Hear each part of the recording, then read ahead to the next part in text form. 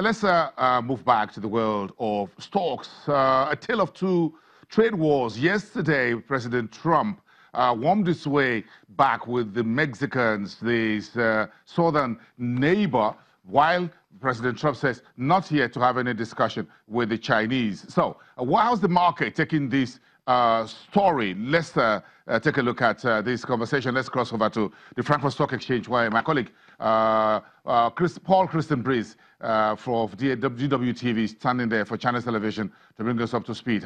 What's making sense of this new a friend on one hand, and I'll talk to you later. That's what President Trump told China yesterday.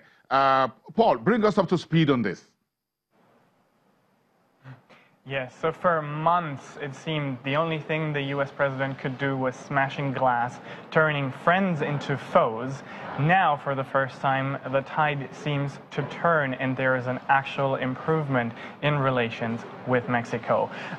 Stocks in the US on Wall Street were celebrating. The market raced up with the S&P 500 and NASDAQ indices going to record highs. Here in Frankfurt and in Europe, the reaction was a little more hesitant, a little more critical, because traders here told me they really don't trust Trump with anything he does. So unless a deal is actually signed and the ink is dry, they're going to not have any of it. And there are some issues with that agreement still, of course. One thing being the bilateral agreement that Trump has declared, leaving out Canada. Now, apart from the fact that he can do that, he would need a congressional okay to do that. It does create sort of tensions, and it does limit that three-party trade area that, for example, German companies very much rely on, with products moving back and forth before they're even finished. Of course, also the problems with China continue, and there's not any sign of improvement, so it may be too early to really celebrate and bring out the champagne bottles here. And of course, Europe is also worried about its relationship with the U.S., which still hasn't been hammered out. U.S. is now pushing for a faster closing deal on that, eyeing somewhere around early March of next year. But both sides are trying to lower barriers for trade.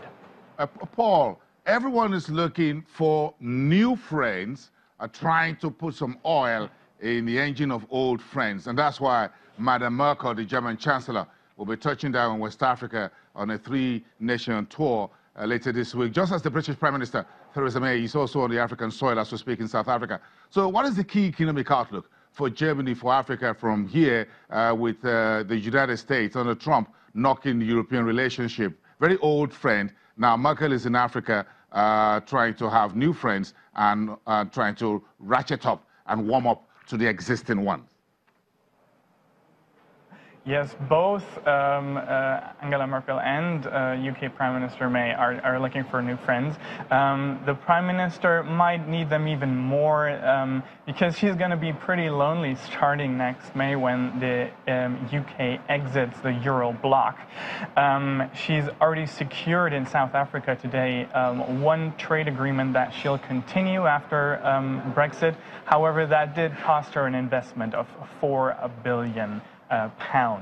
Now, on the surface, Angela Merkel is going to try and improve economic relations as well, but at the core of her visit is another problem that she's dealing with, and that is migration.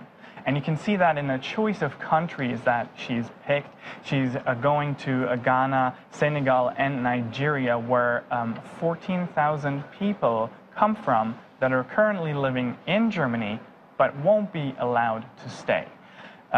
She's going to look for more cooperation here from the governments to bring those people back to their home countries, hopefully on their own terms, but not everyone is going to go back voluntarily, of course.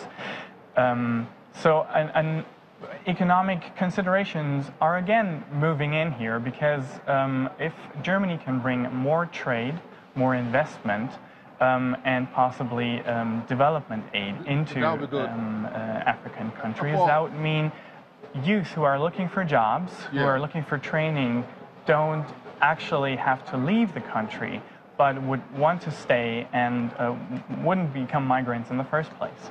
I agree with you. I agree with you, Paul. Let's continue this conversation. You're with us through the rest of the week as we follow Angela Merkel's German Chancellor visit to Africa alongside British Premier Theresa May. Let's come back to you after the break. We'll cross to the stock exchange and see the final 30 minutes to the end of today's trading day. We're right back in 2. You're watching Business Incorporated.